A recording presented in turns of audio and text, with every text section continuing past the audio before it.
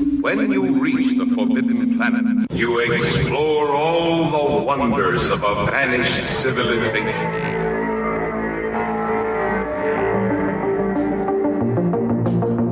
You are now in forbidden space. Shh! Those words are forbidden! Welcome to Forbidden Planet, I'm Blake. And I'm Kristen. And we are fresh out of Marvel's Guardians of the Galaxy. Yes, we are. So, give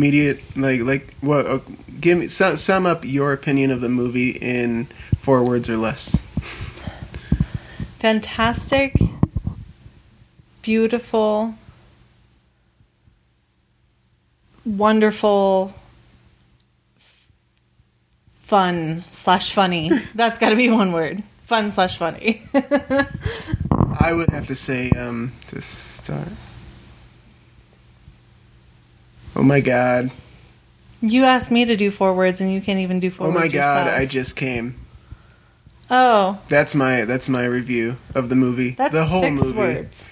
Oh, no. Well, oh my gosh, like as in one word. OMG. I just came, yeah. Oh. OMG, I just came. Anyways, whatever, logistics. It was amazing. I thought it was perfect. Honestly, it's my favorite Marvel film.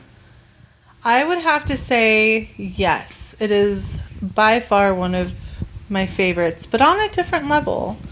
Because it's like it was just a different Marvel film. Like, I've really got my was, favorite, yeah. like, you know, I love the Avengers and I love everything about that universe, but then you bring in the Misfits and you've got this just like fucking crazy story of how they came together and what their whole universe is about. And it's so awesome to think that they actually do fit in with the entire Marvel universe. And totally, it's like it's way more out there than ever. But you can see where it fits in. Yeah, it's the not so serious side of the Marvel universe. You mentioned the Misfits angle, and I didn't think this would hit me as hard as it did. But it's like, you know, Captain America, Hulk, Iron Man. Black Widow, all of them, they're straight up like they're just heroes. If you think about it, it's heroes. Like the military side. They're the military side. Yeah. Whether it is S.H.I.E.L.D. or not, it is the military side of the Marvel universe.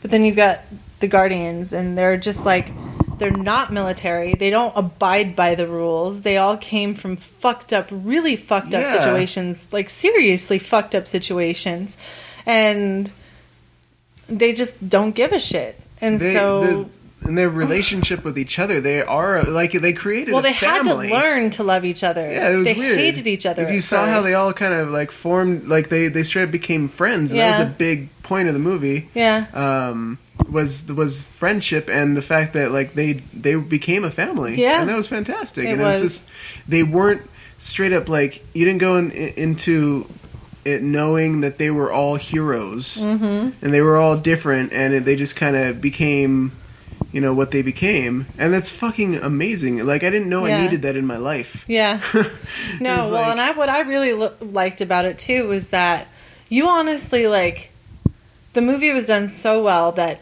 even with the trailer, with like what I was telling you, like happen, how it was like there.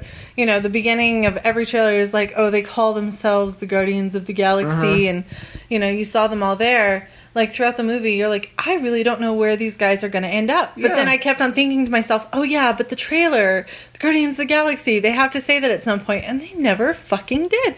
They never did, except... Towards the end, Right, it would never included that except for them calling themselves that, and then... the bad guy, and every character had progression. God, I would have to say, like they did it so fucking perfect. Groot's character, I know, right? Vin Diesel. It's like that character made me cry twice in the movie, and because it was just so. It wasn't because he said anything or anything like that. It was because of the concept of what he was and what he knew he was compared to what nobody knew he was. Yeah. It made it extremely just beautiful, like just extremely gorgeous. Like, yeah, that's Earth. Like, that's the universe as it is. Like, we are Groot. We are. Yeah. Oh, dude. Yeah, he just amazing. And then he sacrifices himself, or and it's like what's funny. What I noticed in the scene where they're all in the circle, and they're trying to come up with a plan. I noted that was the point in the film where I looked at Groot and I went, holy shit. Groot is a better actor than all of these people who are actually there. Right. That is so fucking weird because he's digital. Mm-hmm. And Vin Diesel was there for some of the scenes, like on site, but maybe that's a testament to his face. But he also had to inflect those lines because have so many just parts that where one he line doesn't speak too. So exactly, like in the whole scene where they get off the ship and he brings up like the firefly looking things. Oh my god! And it's like he never. In fact, Chris Pratt goes, I'm gonna guess the answer is gonna be I am Groot, and the character just throughout the whole scene he is silent. Mm-hmm. But he carries that whole scene. Yeah. I would honestly have to say, though... Drax is funny, yeah. Yeah, I would have to say that my favorite character was... Drax was the wrestler, right? Yeah. Yeah, that probably was my favorite character just because I loved how his race was portrayed as so simple, and yet they were extremely intelligent. Oh yeah, he was just he just didn't have like bullshit. Nothing would get over my head. I would catch it. Yeah, he just took everything. He it was took everything literal. It was everything was literal. And throughout the whole film, and sometimes I caught myself not getting it first, and then going, oh, right. Yeah, I think that was my favorite because everything that character is built on logic, just pure logic. There's no metaphor. It's and just then when he actually when he calls down the people because he's like, screw this, all this waiting. Yeah. I want fucking Ronan, the accuser, and so he calls him down. But then after that, he instantly realizes he fucked up, and that wasn't the way to. He made a mistake, and then he. Immediately learns from it. Well, immediately when he did that, I was just like, "Oh, drunk dial." Shit. Most characters in a film, like you would be like, "Well, that was really sudden," and he likes. But with the way his actual character was, that's perfectly like how it would be. Yep. He'd be like, "Oh shit, well that didn't work. That was not smart. All right, this way." Yeah. And it's like he completely course corrects, and it goes with the character, and it's just so consistent. You can tell they put a lot of thought and a lot of effort into the storyline and the film itself because everything just flowed. Because there were a lot of ways to go wrong. There were a lot of ways where it could have been really choppy storyline and just like all over the board, like, what is going on here? Like, what are you doing? But they made it flow so incredibly well with so many characters involved because you had each storyline for each of the Guardians to portray in a good way. You had the villain, Ronan. Uh-huh. You also had the... Nebula, the chick. But you also had like the Collector, his story to portray, which they did an excellent job and in just a couple of scenes, and then... All of those actors, like all the weird peripheral actors, they're like actual John C. Reilly, Glenn Close, Benicio del Toro. Who else was on the periphery? There were a couple other big ones whose names I don't remember. They were even Nathan Fillion voiced the big guy. But I'm talking about like the actual supporting, like the ones that are out there who aren't in a whole lot, but holy fuck, they brought that level of quality to every role. And you felt something for every single character there. Was it the planet Xanos? What Xanos? Something like that. Yeah, Xandos, I think. It's not Zardos because that's Sean Connery's movie. But whatever the planet was that they were Zindu. Well, because because then you had. That whole city was... Oh, my God. Do you see how real that fucking looked? Yeah, it reminded me of Boulder a little bit, like when they first showed it. But then you got the military involved, where they were all one unit, and they were covering that entire ship because they were interlocked with each other. And they were all willing to die, and ended up dying because of... Their commitment. What? I've boiled down, just now in my head, the reason why this film is so perfect. What? And I will explain it to you. no one in this film is stupid. That's so true. You see a movie, That is so true. you're like, why the fuck? Oh, throughout the entire movie, you never question. Even Yondu, like the guy that captured. Yeah, and look at that, Michael Rooker and Yeah. the fucking peripheral. Like they could have just made that a throwaway bit. Yeah, no. But holy crap. Nope. And he knew. And that was the most awesome thing was at Yep. the end of the movie when he took that thing in his hand, he knew for a fact that it wasn't the Infinity Stone. And he opened it up and because he looks at him like his son. And even though it never was portrayed throughout the whole thing, like you know that guy looks at him as his son and he'll never do anything to fuck him and even over. And another layer to that whole decision at the end, beyond like, yes, he's a son, he loves him, he's just kind of like, that guy, that kid, I raised that kid, man. But on top of that, he didn't take it because he's a smart guy. He's a good guy, and he's like, yeah, that probably wouldn't be the best thing to have. That to anybody. Yeah. It's probably best where it goes. He really and so just he made that decision for his son and for the universe. He really just did it to show his cronies that hey, this is how. Down. Yeah. No, it was a beautiful. That was a beautiful story. That was such that whole thing. Yeah, too. it was such a. Like, if you think about it, like, most people won't think about it as a major part of the story, but it is such a big part of the story. It absolutely was, yeah. Oh, my, and what a beautiful part, it's too. It's like a father, it is the father-son. It bookends that. It's like, he starts out, on shaky ground. In the end, they're equals. And everybody progresses to the point to where they've made a decision that has elevated them as a person. Yeah. And that's nuts. Yeah. It's so nuts. Rocket Raccoon, and like Groot was pretty consistently just good. Like he would make the right decision. And he surprised you in the way that that you thought he would. Not that you thought, but it was. He's just so noble. Like he was a very noble character, and everything he did was noble throughout the entire movie. But every other character just wow. Yeah. I would have to say this is one of the best movies that I've ever seen, and I will enjoy watching it over and over and over again. Oh man, I can't wait to see it again. Honestly, I know. It might happen this week. It has to. Once, even if Ian has seen it, who cares? Let's just go see it. Yeah, that would be worth it. I would do that. Yeah. And I gotta say, it might just be the skin tight leather costume or whatever. But I was actually more attracted to blue bald Karen Gillan, Amy Pond, than I was to Amy Pond. Yeah, she was. Like, I mean, that was her whole character was just fucking fierce and sexy. It was like she was strong. She really brought out. She was smart too. Even she was extremely. Like they all had their little glitches. Like she was extremely angry, and that kind of clouded her judgment sometimes. But she never made stupid choices. Right. And you never questioned who she was. Right.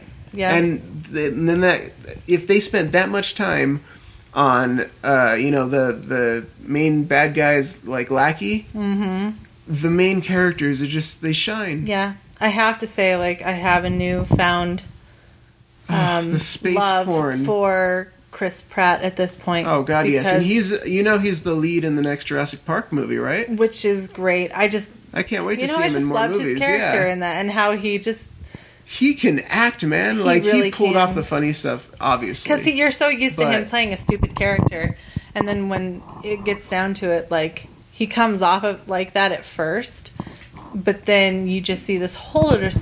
I just think every character in that movie, every actor in that movie, you've seen over and over and over again, but you've never seen them act like they acted in this movie because yeah, total new respect for a ton of actors at this point. Yep. John C. Reilly, he played his typical character.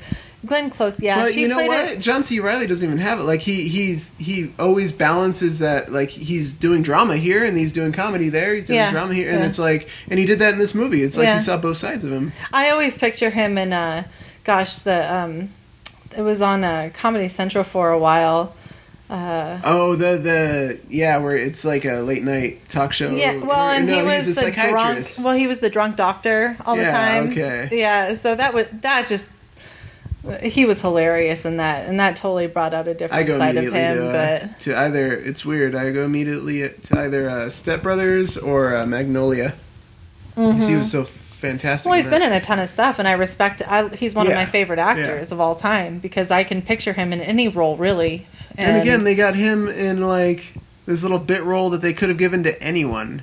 Oh and but he was perfect great. for it. It was great. Yeah. It was funny because I was reading, it's actually on the Marvel Movies Wikipedia, and they're going through all the confirmed and debunked type of stuff that's in the movie. And I had to comment on it because it said, confirmed, Groot will only have one line. And I said, no, debunked, Groot does have two lines. I am Groot and we are Groot. Yep. But he has so many different ways of saying it. Well, yeah, and that's fine, but it was 2 lines, not 1 line, which I thought was funny. I do have to mention, after seeing this film, and it's so great, Captain America 2 was so great, all of the controversy that's surrounding all the change-ups and hubbub around Ant-Man, I am... Like, that's completely like, I'm not worried I'm not worried at all. Not even a little bit. No, you shouldn't be. Marvel knows what the fuck they're doing. Yeah, they really do. Good God. And they are not going to ruin this. I mean, there's even like all this like question around Howard the Duck, because he showed up. Oh yeah, I have an article up about that in the end credit sequence. Voiced by Seth Green. Voiced by Seth Green, which I did not know. Yeah, I did pretty neat. Find something... it's just an article about the history of... There's one on IGN, or I think it's... It's over here somewhere. I think I got it right here. Yeah, okay. Yeah. So it's... he was created in 1973, and Disney actually threatened Marvel... Because he looked too much like Donald Duck, which he really does. Yeah, like, if you look at him, he really does, which is ironic now, because Disney owns both. Yeah. Whatever. But, so then what happened was that Disney made the creator, I guess the co-creator, Steve Gerber, he came to what they call a bizarre deal with Disney. Others call it a very stupid deal that he signed. So basically, at this point, Disney was allowed to redesign Howard the Duck. Their character, right? Yeah. Well, no, Marvel's they were. They're redesigning Marvel's They could character. only release the Howard the Duck comic books under their character design. Okay. Requirements. And so that's why you see Howard the Duck with the big beak and the pants, and he's fat and they all that changed stuff. him themselves because they were like, screw that. Yeah, and then once you see him in this movie, you can see he looks more like Donald, like to his original character. He definitely wasn't as plump. No, but I attributed that mostly to those days. Like I'm referring to the movies, not the comic book. Mm-hmm. But those days animatronic effects, I always attributed his size to that. Well, but you can also see how Disney has it's definitely more close. Like, he didn't quite look like Howard the Duck to me, but I knew he was. Yeah, you knew he was. Because he even sounded different. Well, and plus we knew that he was going to be in the movie, so it was like, who else could it be? That kind of, I wish that hadn't been ruined. But I didn't expect him to show up like that in the end. Yeah, this is the actual requirements that they put down. Avoid these types of bills, so they couldn't, put certain types of bills. Short, upturned bill, tufts of feathers in the back of the head. Had to have that rotund body shape, so he had to have a bigger body shape. Had to have toes, not a bill, like not the webbed feet. Yeah. Oval stupid. head, short, heavy bill. Yeah, so that's weird. But now, it's all come circle. Yeah. Because they own... Lucasfilm made the movie, and they own Lucasfilm. Mm-hmm. Marvel owns the character, and they own Marvel, so they have all the things. This movie's space porn got me so fucking jazzed for another adventure in space. Like, this really, I hope Star Wars is half as good. But the space porn in this movie was so great. All the spaceships, everything looked absolutely real. There was no uncanny valley. I never once saw an effect in that, a CGI effect in that movie that made me go, "Oh, that's CGI." Yeah. Even his mask, where it was just like on his face, and then he like hit the button to make it go away. Obviously so CGI, cool. But very good. Everything was like perfectly convincing. Like out in the future when we have shit like that, it might, for all I know, it might look like that. Mm-hmm. You know, it was so great, and it's like, it was just beautiful. A beautiful film. It really beautiful was. Characters, beautiful story. Just amazing. I loved it. I did. We saw. It's worth mentioning. We did see it in 3D. We did. Which I think all movies stack up in 3D. Yeah. Well, yeah. I think they do more and more. Like, I think any movie. This is probably the. I mean, I still stand by, because of the sheer insanity, that the Transformers: The Dark of the Moon is the best 3D film. Don't misquote me. It's not it's not a great movie, but it's the best 3D movie. The use of 3D I've ever seen. I can't honestly say which one is my favorite. But Guardians of the Galaxy is my. It's the most refined. It's just beautiful. It never and I think it's one of those where it's like, yeah, it's awesome in 3D, but it doesn't take away from the story. It doesn't require. It actually 3D. Adds to the experience. Yeah, but it doesn't take away from the story. No. Like if you wanted to see it in regular, like in 2D. No, yeah, go ahead. You'll still come out of it thinking that it's fantastic. It doesn't matter how you see this movie in a theater if you can. If you're in the future and it's on Blu-ray or digital or whatever, sorry, but man, what a great movie to see in a theater.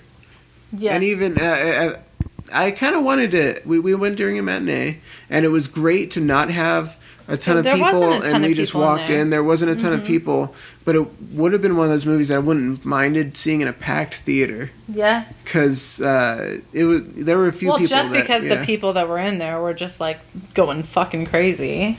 It would be there are some movies like I want to see Tusk with a theater full of people. Unfortunately, in Colorado, I don't know if that's going to happen. Oh, it will. It will. When it comes out in Boulder, it's not a small release. They're not snow piercing it. He sold it, and they're distributing it on a wide release, so we'll be able to see it. So. Just like any other, like horror movie. Yeah. And so I want to go on a Friday night in Boulder, and it'll be fantastic. You will have a ton of people. I know it. I'm excited for that movie. Yeah. Really so there are some films that are just so worth seeing in a theater. Absolutely. So this is our first podcast since Comic-Con ended. So San Diego Comic-Con, yeah. And there was a crap ton of news there. Sticking with some of the there seriously is, which I didn't report any of it. There's some of spilling over into Marvel, keeping that going for just a little bit. They showed an amazing scene apparently from Avengers: Age of Ultron. And shown a bunch of pictures, and that's looking great. They're making a Guardians of the Galaxy cartoon already. That's gonna gonna air in the fall. That'll be awesome. That'll be so cool. It's airing on Disney with their other Marvel shows, and they've already greenlit a sequel. James Gunn is already signed on to do a sequel to Guardians of the Galaxy, and even at the end of the movie, it says the Guardians of the Galaxy will return. Just bam, right there. Yeah. The movie's made $120 million in a day and one night. That is what is so beautiful about Marvel, is that for whatever reason, they have a fucking godsend or godsends on their staff that know how to fucking market a movie and do a movie. All it is that they have faith in their material. They have faith in what they're selling. It's refreshing to see that. It's absolutely refreshing. It's like it's not just a product to them. It's I don't know. Yeah, it's a world. It is a world, and it's a universe. It's their fucking 10 multi-million-dollar houses. Yeah. That they want to buy. That's what it is. It's funny. Which is fine. I hadn't even occurred to me until I read on the internet. It was like, that was, they're on their 10th film. Mm-hmm. Which is nuts. And so what do we have? We have the first one. We have Iron Man, you get right? Iron Man, Thor, Captain America, Avengers, Iron Man 2. Avengers 2. No. Or, it goes Iron Man 2, No.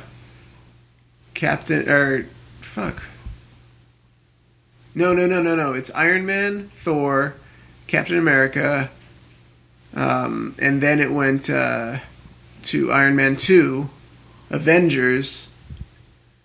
Then after Avengers was Iron Man 3, Thor 2, Captain America, Guardians of the Galaxy. What's 10? Oh, did I miss one? That's 9. In there? Okay. Yeah, what is 10? That's a good question. Unless they're counting Avengers or... the Hulk? The Hulk. Maybe? Incredible Hulk is actually part of that whole universe, okay. yeah. Alright. And I liked that movie. I don't care what the frick everybody else says. Fine. I liked Edward Norton. I mean, I thought the movie was good. But they've all but abandoned that. And then, Mark Ruffalo is the Hulk. They keep on saying that they're not sure if he can support his own movie. I don't see how that's possible, but whatever. I don't know. I'm sure he It's can. cool. Not every character needs their own movie. No, they really don't. I mean, I've even been thinking about more and more about Scarlett Johansson doing a Black Widow movie. Like, see, the problem with them is that they're normal people. That's like that picture that came out where they were fighting the hordes of Ultron. Well, it's like minions. even what she was saying like, in the trailer that we were, or in the thing that we were watching, where she was telling Hawkeye, like, this isn't magic, what. Yeah, it's magic. It's mystical. This isn't what we were trained for. Like it's magic and aliens. Yeah, it's like. Yeah, I mean, what else she's just can she do? They're normal people. But in that Comic-Con photo, they're battling the hordes of Ultron's minions, and it's like, what is she doing? Fighting, punching like metal things in the face. Right? How is Hawkeye maybe with his arrows, but like the things are robots. What are you gonna do? She's just a tough ass bitch. Yeah. That's all. I mean, don't get me wrong. You know what? Lucy is the prequel to Black Widow. It's like, I'm all for strong female leads, and I would pound Scarlett Johansson like a drum, but she can't punch a metal thing in the face. I think they're doing it right, though, because they're making it so that where... Yeah. I mean, granted, they have done like an individual Iron Man and an individual, maybe the Thor individual woman. I think movie is coming out. Her and Barton, the Hawkeye, they make great supporting characters. Like we learn enough about them in Avengers, and then we learned about Natasha Romanoff, who's Black Widow in Iron Man 2, and it's like it works. I don't know. And in Captain America, she is now a part of. So it's like, it works. It totally does. It does. But yeah, so it's getting another sequel. Good. And so Ant-Man, and then Avengers Age of Ultron, and then Ant-Man are our next films, supposedly. Those are the only ones that are actually like solid. There's a lot of women that they could bring out, though, in the Marvel Universe. Oh, there are a ton. Yeah. And they're actually doing that on Netflix as well. One of the characters, Jessica Jones, she's getting her own show, and that's supposed to feature a bunch of other characters.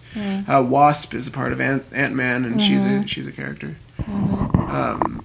Speaking of female characters, Wonder Woman got revealed. DC unveiled the Gal Gadot, Zack Snyder version of Wonder Woman. The animated version, right? No. The film from Batman v Superman.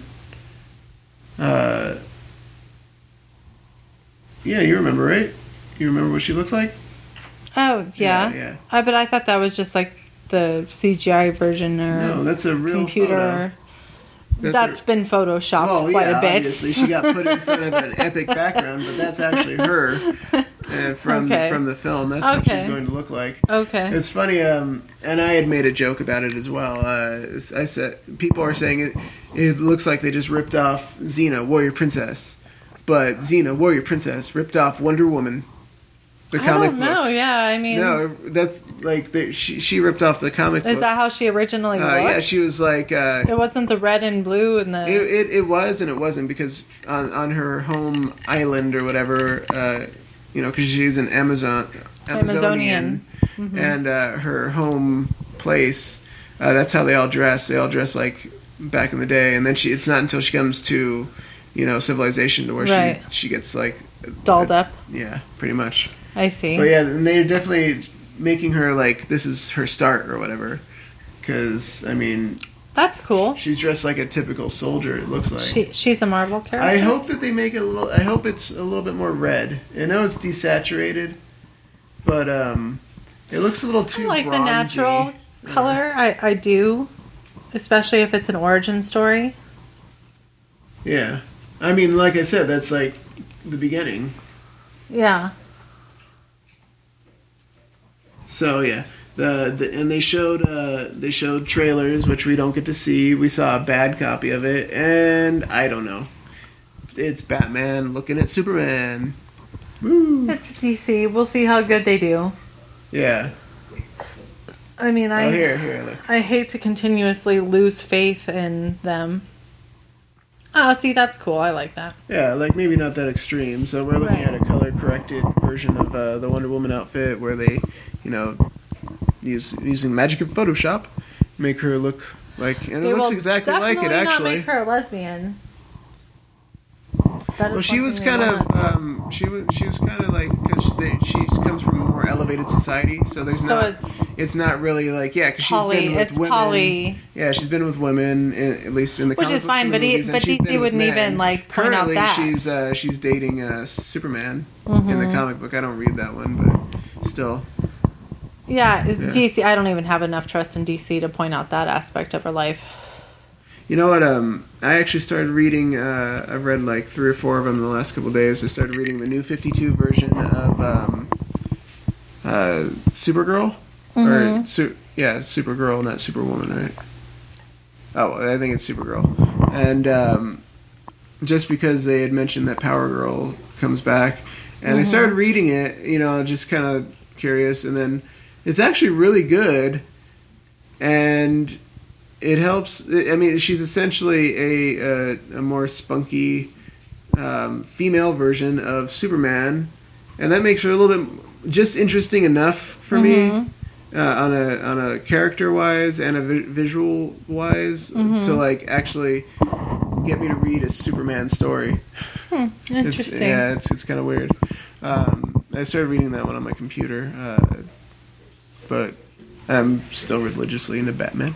I know you are. We got the newest issue. It's 33. It's the final 0 year. Which what 0 year was is that they in the new 52 they just started out like kind of in the middle of shit. And they never really went. They flashed the origin, but they never really showed it.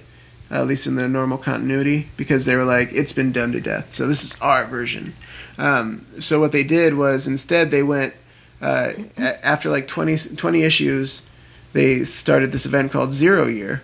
And that like transported us all the way back to when Batman was like brand new. And he was still untrusted, and Commissioner Gordon, he didn't like him or whatever. And it shows this whole like ordeal. The Riddler takes over the city and essentially seals it off, and it becomes he calls it 0 year because it's like the restart, the reboot of civilization. And so there's this whole thing where they're trying to stop the Riddler, and he gains the trust of the Commissioner, and they like you see the city go from like Gotham to this like wild, overgrown, which it happens in like 6 months, but apparently he does something to where it makes like everything Poison Ivy gets wild involved and or overgrown. something. No, they didn't bring her in because like the Riddler's brand new. It's the first time he encounters him and stuff, and also there's this bunch of other characters. But it's been fantastic, and it ends in this issue, and that's kind of makes me curious about the future of my comic book. So, speaking of Batman, it's like DC's done so well, and now they're gonna screw everything up with a lame movie, and they're gonna change my Batman comic book when I'm just into it. Well, there's this article that came out that speaking of like Batman, which reminds me of the Penguin, which reminds me of this article. They have found fossils of these penguins that are now extinct that reached up to 6.5 feet tall. Tim Burton was right. They did have 6.5 foot tall penguins that could take over Gotham in Batman Returns. Yeah, they totally did. Holy crap, that would be terrifying. Could you imagine? Yeah, it's from That's toe to taller beak, than us, so it's like they're 6.5 feet tall, like stretching their beak up. But still, my God. And they could fucking kill you. Of course. They could They're mess terrifying. stuff up, yo. You know what I didn't do at the beginning of this podcast? What? Spoiler warning. Yeah. It's kind of messed up if you think about it. Well, considering how many people actually listen to our podcast, That's true. I The don't people know. who probably listen to this podcast are probably the people who We went would with us hope to the you would have movies. seen it. Yeah. Really. Hi, Brian. Yeah. But yeah. Hi, somebody. Oh, well. I'll write it in the description. We do actually have a few listeners. Nobody comments or anything yet, but we do have some. I dare you to comment. I can tell. I dare you to comment. Just based on downloads and actual listens online, it shows you like the percentage of people that finish the episode. Interesting. Yeah, we're at like 60%. People finish our episodes, which is good because like I can't finish our episodes. I don't even listen to them.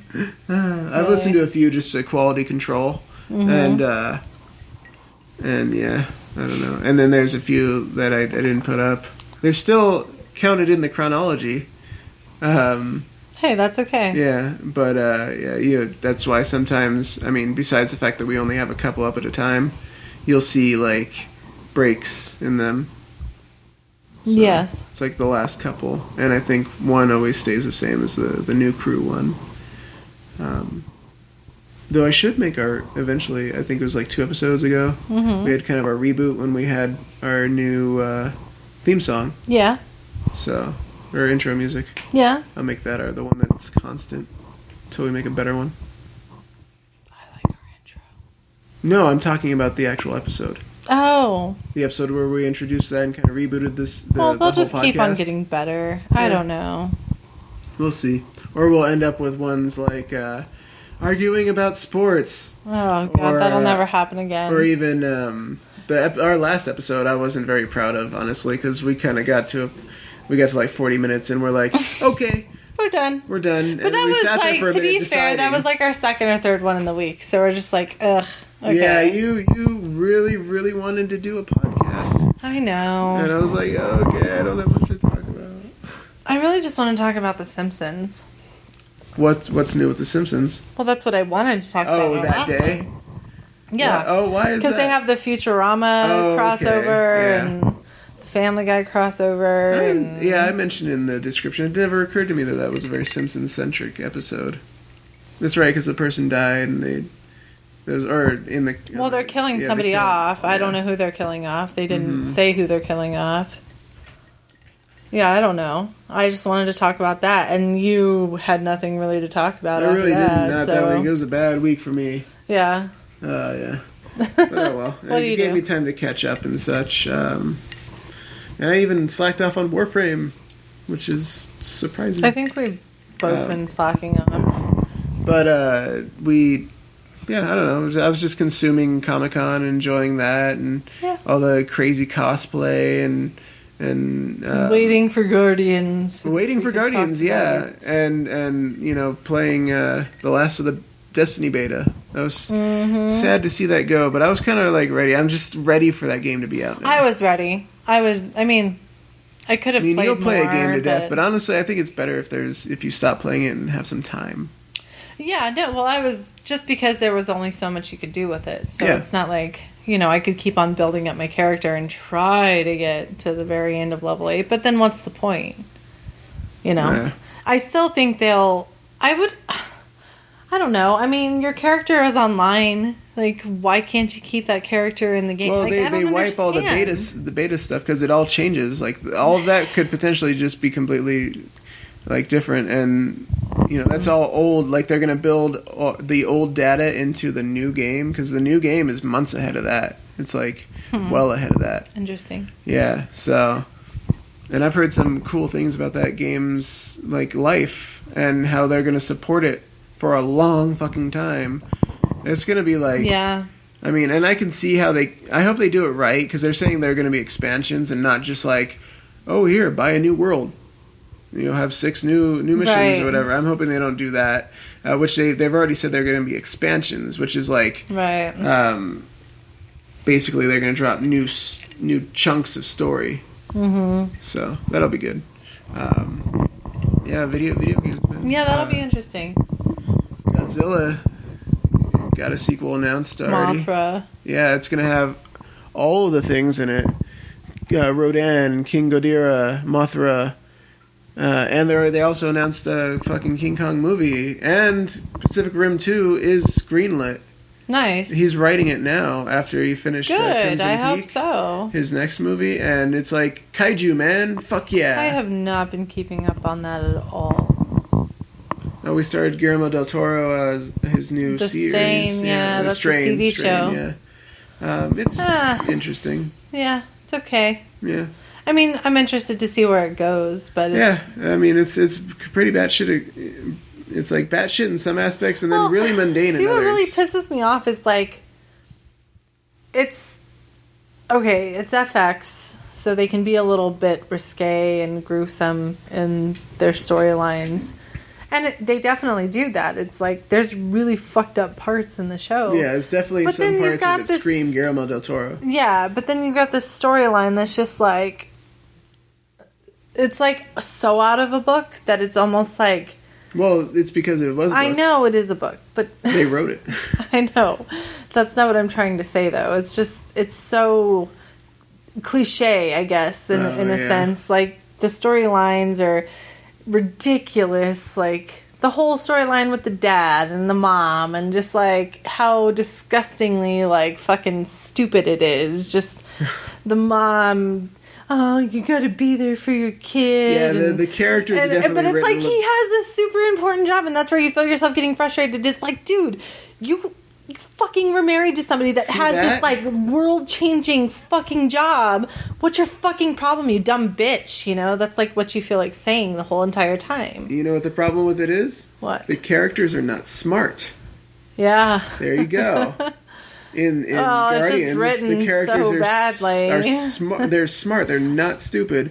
And in this, the characters are so stupid. Yeah.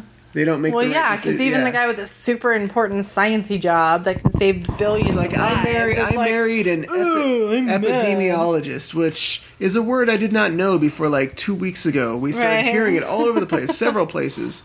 I'd never heard epidemiologist or whatever. And one who studies epidemics, and it's like you marry a person who studies like one of the top mass deaths, class. Yeah, in the CDC, the Center for Disease Control. and you divorce him because you're not with me enough. Why do you take your job seriously? Yeah, why aren't you there for me? Other guys in your department are all willy-nilly, and they're like, oh, look, Ebola. I'm going to go home now, so you just take... Oh, my God. We'll take care of it tomorrow. Oh, it's so frustrating. You're like, bitch, I just want to kill that bitch. I really want to. Ebola's a thing again? Yeah, it is. There were 2 missionaries that were infected, and they were being taken to, I think, like Arizona. Where's their God now?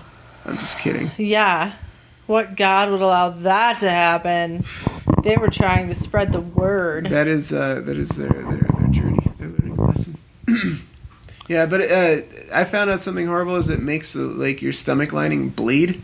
Yeah, it's disgusting. It's a horrible fucking disease. Yeah, and then you bleed out of your orifices, and you go all Rene Russo from Outbreak. Yeah. Until Dustin Hoffman puts on his Tootsie dress and it's a terrible thing for somebody to go through. I would never want to go through it. I would pay money to have seen that ending to that movie. Dustin Hoffman puts on his Tootsie dress and searches for the monkey. Oh, yeah? And then he pulls it from out underneath his dress and goes, there it was all along. I'm sorry. Anyways.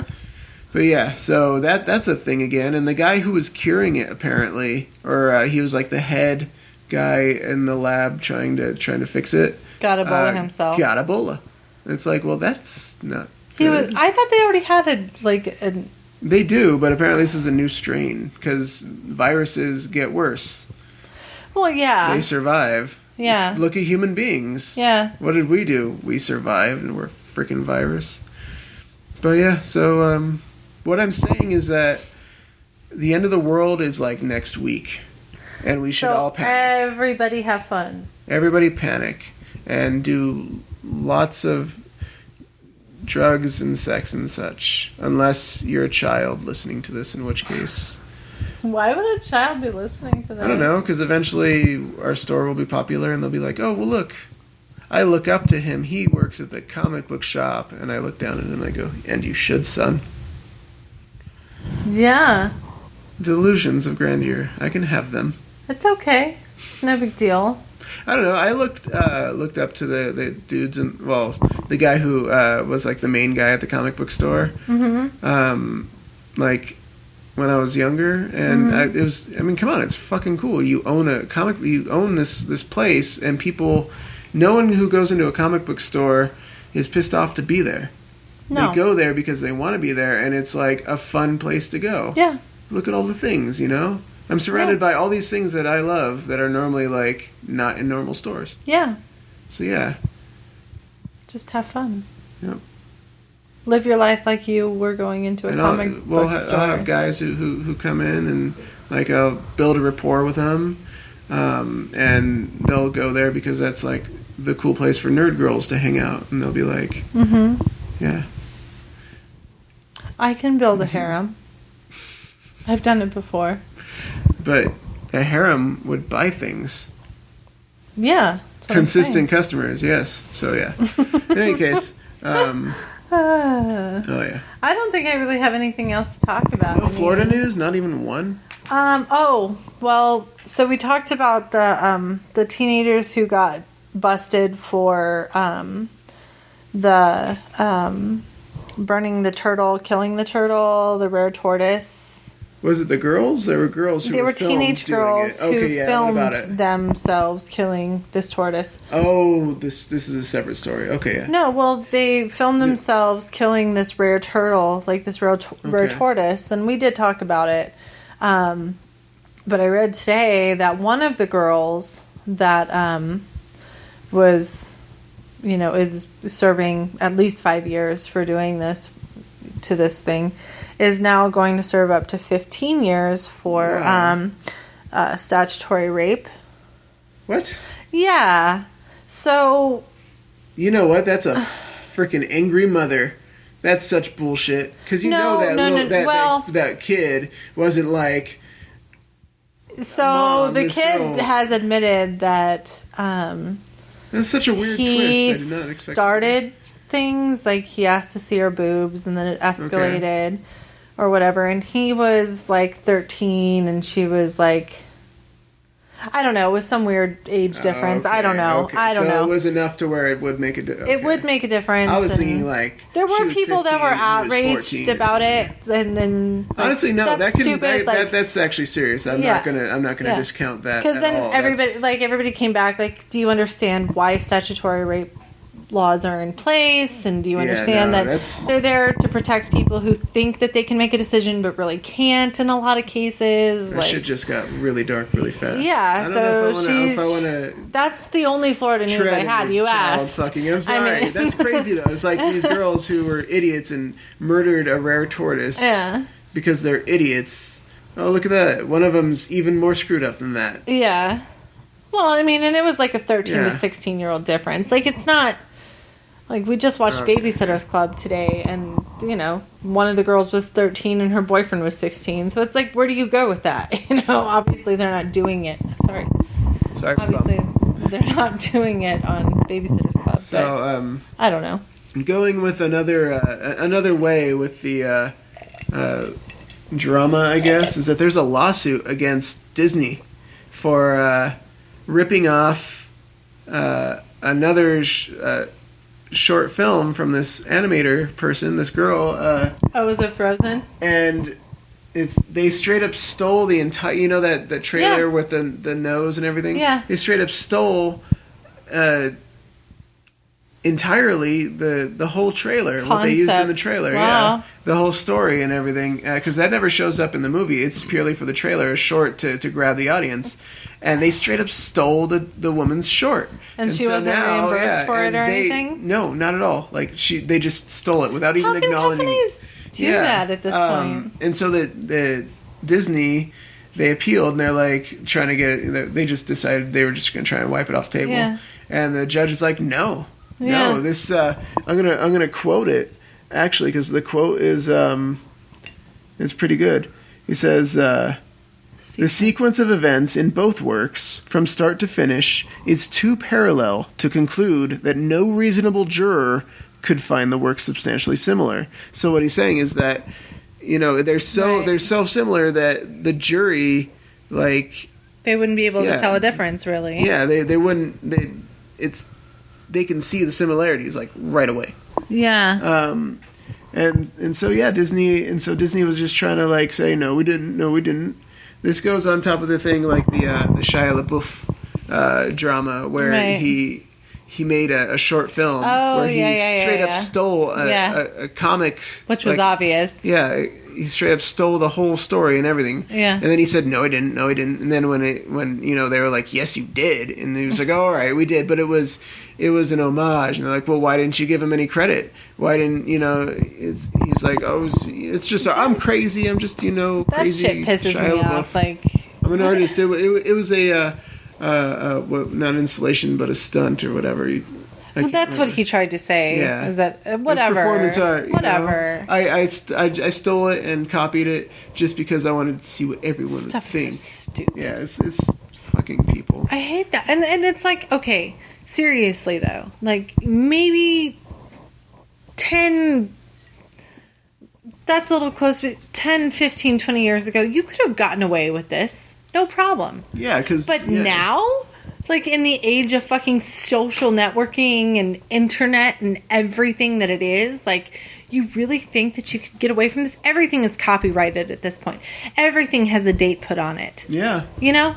You can't logo. fucking get away with that shit. What's funny is... man, people are so dumb. Our store, the Forbidden Planet, our company, I had actually heard that, obviously it's a movie, but there's there was a chain of comic book stores that was very big in this, like, the golden age of comics, like, or silver age, whichever it was, the 70s to, like, the 90s. Mm-hmm. And then they kind of disappeared. Well, they didn't disappear. I found out after we made our company, mind you. There's no affiliation. Our logo's completely different. We're just and we're in across the country. So they still exist. There's still 2 of them, and they're pretty big. And I saw people wearing T-shirts or whatever on Twitter. Yeah. So interesting. And it's like there's a difference between being similar but on different sides of things and straight up stealing. Absolutely. Yeah, it's bad. And similar mindsets can, they can coincide in different points in history. I've worked in music a lot, and I know artists music, who have said they straight up stole my shit when you know for a fact they didn't straight up steal your shit. They just had a similar idea and, made a song that was... Was it David Bowie and fucking Vanilla Ice aside? I'm not talking about that stuff. I'm talking... Or anything Kanye West does, ever. Yeah, no, I'm talking about independent musicians that have never been heard of, hearing a song on the radio and being like, oh my god, I had that exact same idea, like, 5 years ago. And it happens all the time, and you just have to kind of be like, alright, well... That's the way of life. That's the way the cookie crumbles. Ideas are kind of cliche in the long run anyway, so I don't know. Yeah. And I think that's a pretty good place to wrap things up this week. Yeah, we're sitting at about an hour. To go to the restroom, typically go make an hour drink. and a half. And now they know, the podcast nation knows that. Enjoy her. Wish her luck. I'm gonna go pee now. All right. That's a thing you do. So for Forbidden Planet, till next time, I'm Blake. And I'm Kristen. And you can reach us at Forbidden Plan 8, the number 8, at Twitter. And Forbidden Planet Comics on Gmail. Thank you guys. Yay! Yay!